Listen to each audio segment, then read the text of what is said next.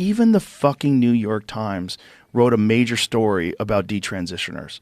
So people that were convinced at an early age that they were trans and now they're detransitioning and their lives are ruined. Their body's ruined. They can't have children anymore. They lost their breasts. They lost their penis.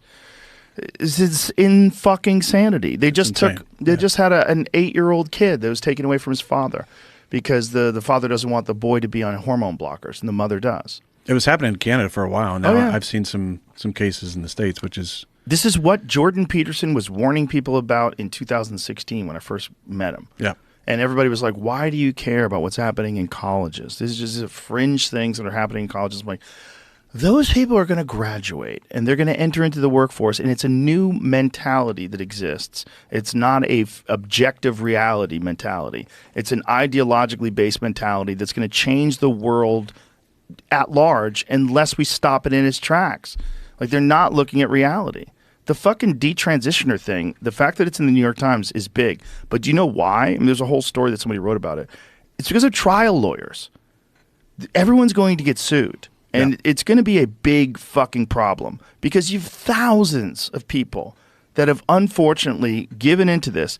Kids are extremely malleable. They're extremely easy to manipulate. They're extremely easy to influence. We've always known this. It's one of the reasons why you don't let children get tattoos.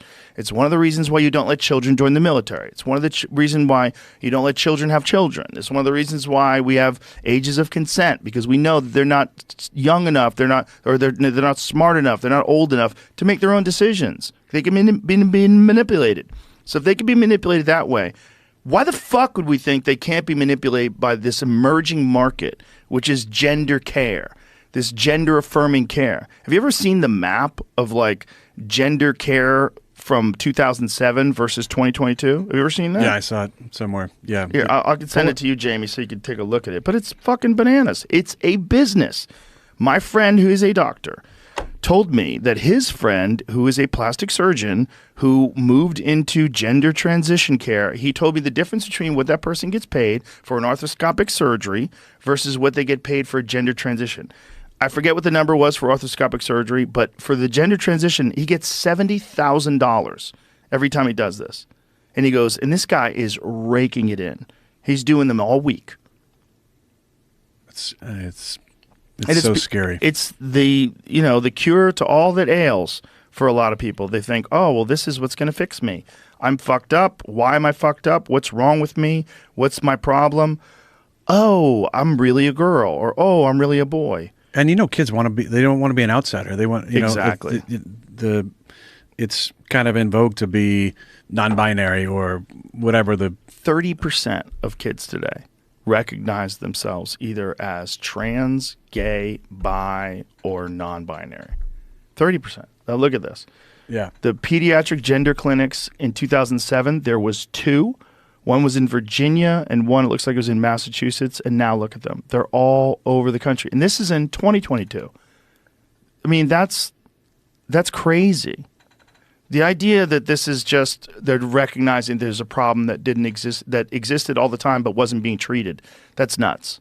That doesn't make sense, especially when you're talking about children. They're fucking kids. Yeah, they're kids. Kids. And there's a thing called Munchausen's by proxy. Yeah.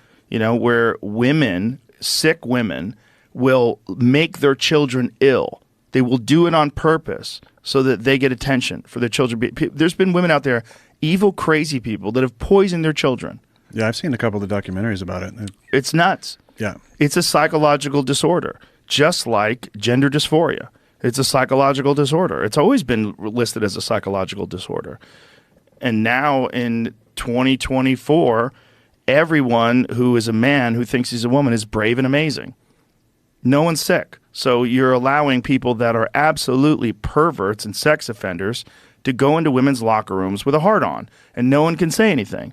And if you say something, they will protest your business and shut you down. There's no room for any nuance. There's no room for someone to say, hey, listen, for some people, there's clearly this thing in them that makes them feel like they're in the wrong body. And if we are compassionate and if we are kind, we would want that person to be able to express themselves in any way they want that makes them feel better, that helps everybody. But also, there's perverts. But also, There's people that if they find out all they have to do is pretend they're a woman and they can go in the women's locker room and watch women change, they'll do that too. You see, I'm sure you've seen the guy in Canada, the 50-year-old man that identifies as a 15-year-old girl and got to change in the young girls' locker room and got to compete with these young girls. It's utter, complete insanity. Psychosis. Yeah. Yeah. First of all, you're 50. You're not 15. Period. That's not negotiable. You know, you live a certain amount of time, period. You can't say I identify as a baby and then wear diapers and have everybody take care of you. That's fucking crazy. But the fact that they're letting that, we are one step away from minor attracted persons being something that everybody's cool with. Because that's also on the agenda. And every now and then they sneak that out there. Every now and then you'll see it in universities, see people talking about it. We have this is this one maligned group that has no support, minor attracted persons. Yeah. It's sick. It's sick. It's sick. It's sick. And the rest of the world is fucking laughing at us. Yeah. They're laughing at how crazy, especially Russia. They think it's hilarious. They're laughing at how ridiculous. I bet you Putin's probably going to say something about that in this interview. I hope he does. Yeah. And he would be right. I just don't. I don't know why they're just so hell bent on going after the kids. Obviously, I think it's money. There's huge money in it. I think it's money, and it's also the waving the flag of woke. You know, I mean, it's just it's crazy. It's really weird. But you've had people on here talk about the development of the brain, right? And and it's all the way to what, 25 for men. Young women develop earlier. They get their shit together quicker. But we know that in real life. Yeah, there's something about men we don't get it. I mean, I think back to the time when I was 21. Yeah, I was a fucking idiot. Yeah, just pumped up, full of hormones, and just driving too fast and doing stupid shit. Yeah, that's why they get young men to go to war. They don't know any better. Yeah.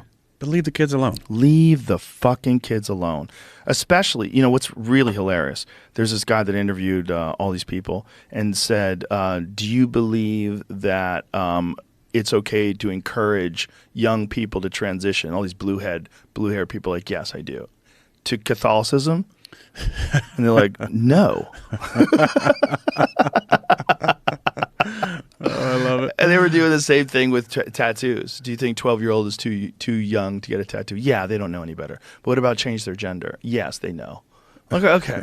It's just ideology, man. It's just like you might as well be a Scientologist. You might as well be a Mooney. It's the same thing. It's the same sort of religious-like thinking that exists in all sorts of groups of people that we call cults.